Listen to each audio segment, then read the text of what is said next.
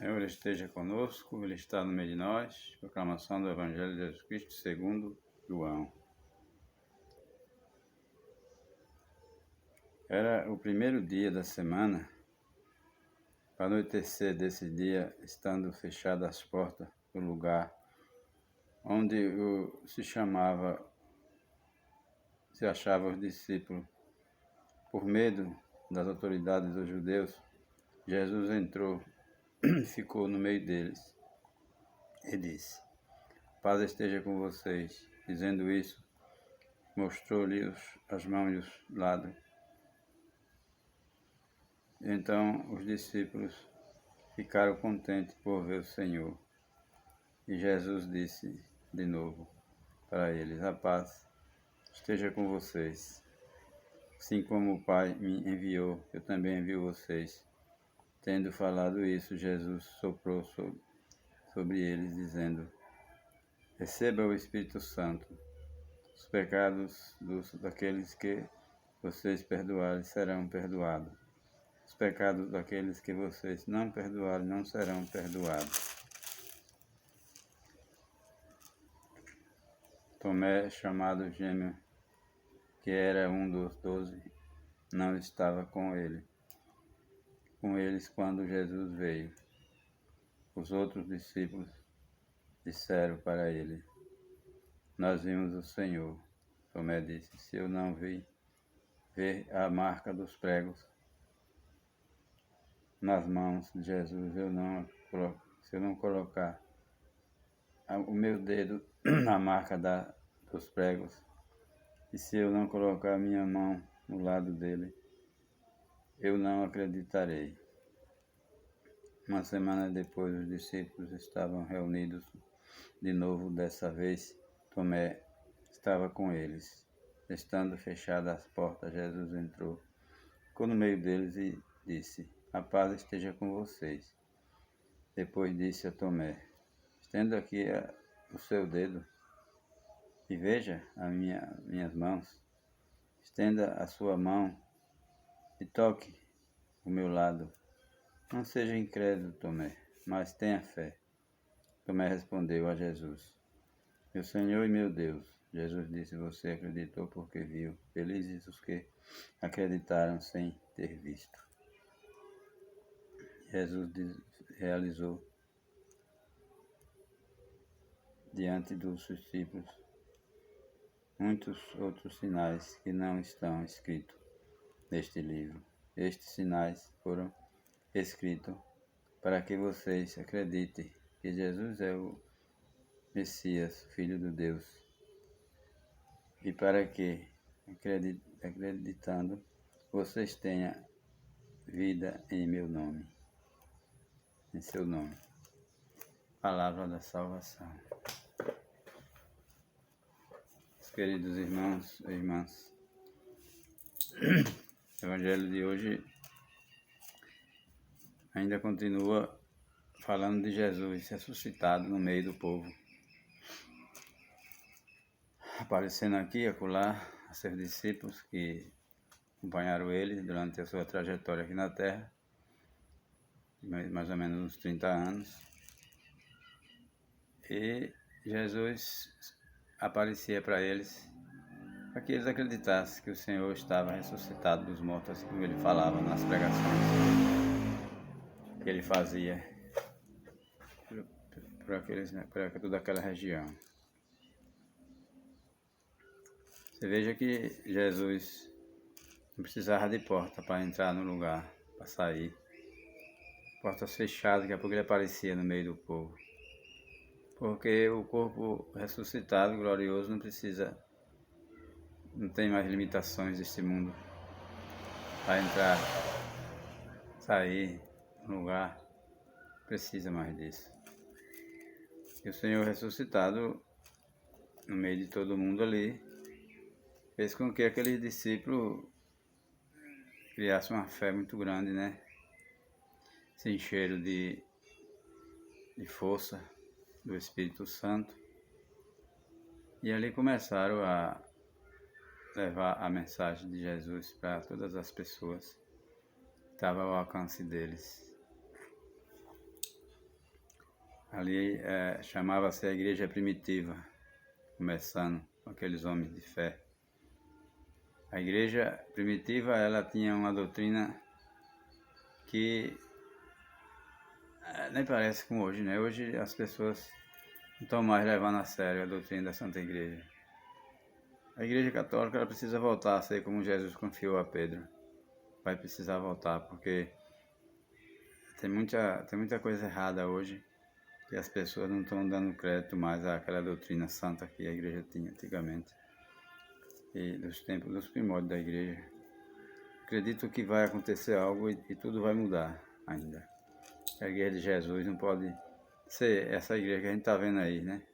Abençoando pares de homossexuais, casais irregulares, e promovendo tanta coisa errada que a gente vê, muita coisa errada, porque não mostram, a televisão não mostra, mas a gente vê pelas redes sociais umas coisas estranhas acontecendo, né? A gente vê padre incentivando as pessoas a ir para carnaval, a brincar o Halloween, que é uma festa cultural, é uma festa boa. Como é que pode, meu Deus? Um padre da Igreja Católica incentivar os cristãos a fazer uma coisa dessa. Eu não acredito que seja padre da Igreja Católica de Jesus, não. Para mim, tem outra igreja no meio da católica, com certeza todo mundo sabe que tem, e tem mesmo. Isso começou lá com Judas Iscariote, o primeiro traidor da igreja de Jesus Cristo. Mas a gente está aí firme na fé e ninguém pode desistir da igreja, porque a igreja vai voltar a ser uma igreja sem contaminação dentro dela, porque Deus prometeu que ela prevalece até o fim. Querem destruir, mas não vão conseguir, não. Por fim, o Evangelho fala do sacramento da confissão, né? Jesus disse: receba o Espírito Santo, os pecados daqueles que vocês perdoarem serão perdoados. Se não vocês perdoarem, não serão perdoados. Jesus está falando aqui da Santa Confissão, que é o sacramento da confissão, que a gente recebe hoje na igreja. A confissão é para apagar os pecados daqueles que estão... Todos nós, né? Todos somos pecadores. Então, quando você se confessa, meus irmãos, aqueles pecados que você adquiriu, ele é apagado. Deus não se lembra mais daquele pecado de jeito nenhum. Você contou o padre, e o padre é um instrumento de Deus que perdoa em nome de Jesus e está perdoado. Eu acredito nesse sacramento demais, acredito demais. É um sacramento importante. Você pode estar carregado de pecado, consciência pesada. Quando você se confessa, você sai livre, você sai leve, alegre e feliz, porque o Senhor Jesus, ele perdoa, deixa nós novinho em folha, como diz o ditado popular. A gente fica novinho em folha, nós não tem mais o pecado. Quando você se confessa, sai dali limpo. Quando você fala tudo, né? Se você ter vergonha de falar aquela confissão não valeu, porque você não falou os seus pecados ao padre. Se você ter vergonha, o padre é um psicólogo espiritual. Ele sabe o que está fazendo. Ele não vai, jamais ele vai declarar, dizer os seus pecados para ninguém. Isso aí nem pode, porque ele é excomungado da igreja automaticamente. Não precisa nem um bispo tirar ele fora e excomungar. É automaticamente excomungado da igreja. Então eles sabem disso. E a gente não precisa ter medo de se confessar nem ter vergonha, porque Deus deixou os seus ministros para isso. Eu acho interessantíssimo esse evangelho de hoje. Todos os evangelhos é interessante, mas esse de hoje eu acho muito interessante essa parte. Deus instituiu o sacramento da confissão aqui. Receba o Espírito Santo, os pecados daqueles que vocês perdoarem serão perdoados. Os pecados daqueles que vocês não perdoarem não serão perdoados. E se o padre disser que não perdoa, também não está perdoado. Geralmente o padre diz que o padre que perdoa. Porque a confissão é isso, né? A gente vai para se livrar mesmo do pecado e você não pode enganar o padre, né? Deixar um pecado fora sem confessar, porque às vezes você tem vergonha de confessar. Não pode ter vergonha. Para sua confissão ser válida, você tem que fazer perdoar, declarar ao Padre os seus pecados, todos.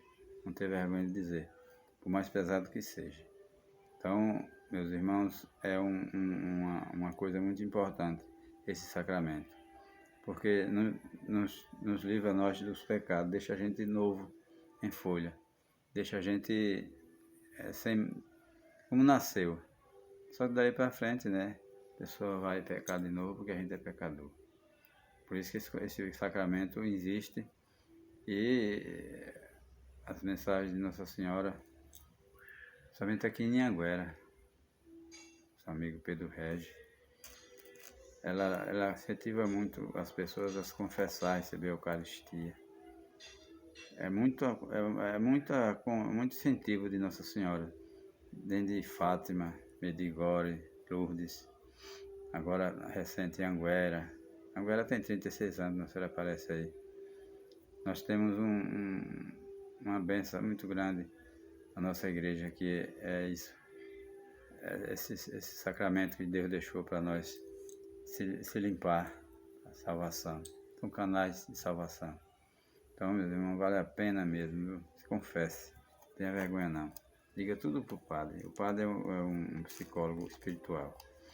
É um novo Cristo que está ali sentado na cadeira, escutando os seus pecados e perdoa os seus pecados em nome do Cristo. Vale a pena a gente buscar esse sacramento, porque é para isso que Deus deixou, né? Para nos salvar, para que a gente possa ir buscar com alegria, com fé, fazer uma preparação antes, um exame de consciência, né? Para se confessar, a gente precisa fazer um exame de consciência antes, se possível. Você marcar seus pecados num papelzinho, não tem problema. Você vai lá e lê. Isso aí é bobagem você pensar que o padre vai dizer alguma coisa, né? Ele vai incentivar você. É assim mesmo. Eu faço isso também quando vou me confessar. Faço um papelzinho, uma cartinha, marco lá, porque a gente esquece, né? Na hora a gente fica nervoso, às vezes esquece. Então, queridos irmãos e irmãs, o evangelho de hoje é maravilhoso. Jesus ressuscitou. Aleluia. Graças a Deus. Aleluia. Jesus ressuscitou. Se você não foi à Santa Missa hoje, vá. Porque hoje celebra a misericórdia da irmã Faustina, né? Cheguei agora da igreja. Estava participando da missa. A festa da misericórdia. Que é hoje, dia de Pentecostes. Dia que os apóstolos receberam o Espírito Santo, ficaram tudo cheio do Espírito Santo e saíram pelo mundo pregando o Evangelho, dando a vida por Jesus, morreram na cruz. Outros foram martirizados na espada, cortaram o pescoço, como tem São Pedro, mesmo primeiro Papa. Os ficaram de cabeça para baixo, Paulo cortaram a cabeça, e por aí vai. É a missão do cristão, para salvar a sua alma. É assim, não pode negar, não pode dizer que não vai mais para a igreja, não quer mais saber da igreja, porque a igreja é perigoso, você também acontecer com você. Não, se você fizer isso, perde a alma. A igreja é para não salvar nossa alma. Não se preocupe com esse corpo não, que ele vai ressuscitar no último dia. Isso aí vai ficar na terra, mistura com a terra aí, Deus vai fazer com que ele ressurja de novo e se una à alma. Isso aí é no último dia, quando Jesus voltar, que acontecer tudo. Não tenha medo. Então eles se encheram do Espírito Santo e saíram pelo mundo pregando o Evangelho da salvação, porque eles viram Jesus ressuscitado. Eles viram Jesus ressuscitado no meio deles. Foi uma alegria muito grande e eles ficaram muito alegres e muito corajosos também, porque eles sabem que aquela promessa se cumpriu com Jesus e ia se cumprir com eles também. Ressuscitou dos mortos. Todos eles ressuscitam dos mortos, vai ressuscitar dos mortos ainda. Os apóstolos, os discípulos que morreram do tempo da igreja até hoje, já está gozando a felicidade eterna com Jesus, lá no céu. E no final da história eles vão receber um corpo semelhante ao de Cristo ressuscitado para viver eternamente no reino de Deus. Como os apóstolos vão receber, nós também, se fizermos o bem aqui na terra até o dia que Jesus voltar, nós vamos receber também esse corpo glorioso, semelhante ao de Cristo. E vamos viver neste mundo novo com um corpo sem mais corrupção, sem doença e sem mais as dores deste mundo. Irmão, é muito lindo o Evangelho. O Evangelho é maravilhoso, a verdade é essa e é inegociável. Precisamos acreditar, precisamos botar em prática, precisamos se encher do Espírito Santo, como os apóstolos se encheram. Hoje nós temos Jesus também no meio de nós, através da Eucaristia. Não precisa ter medo, tenha fé, acredite e vá em frente que o Senhor ressuscitou, aleluia, e Ele vai nos ressuscitar nossos corpos também no último dia, porque essa é a promessa, essa é a verdade que pouca gente quer escutar, mas vamos acreditar que assim como aconteceu com Jesus, também vai acontecer com nós. Vamos viver numa paz infinita, no outro lado da vida, na eternidade, na dimensão espiritual com Jesus, Nossa Senhora, São José, todos os santos e santas que passou por este mundo. Longe de ladrão, longe de assassino, de corrupto e de gente ruim que não presta para nada, lá não vai ter essas coisas não. Por isso que Jesus chama todos nós à conversão. A igreja nos convida a viver na conversão dos pecados. Deixa de lado os pecados, vamos viver uma vida sem contaminação do pecado, que Deus vai também ressuscitar os nossos corpos no último dia. A gente vai ter essa graça de viver no reino de Deus para sempre. Amém. Louvado seja nosso Senhor Jesus Cristo, para sempre seja louvado a nossa Mãe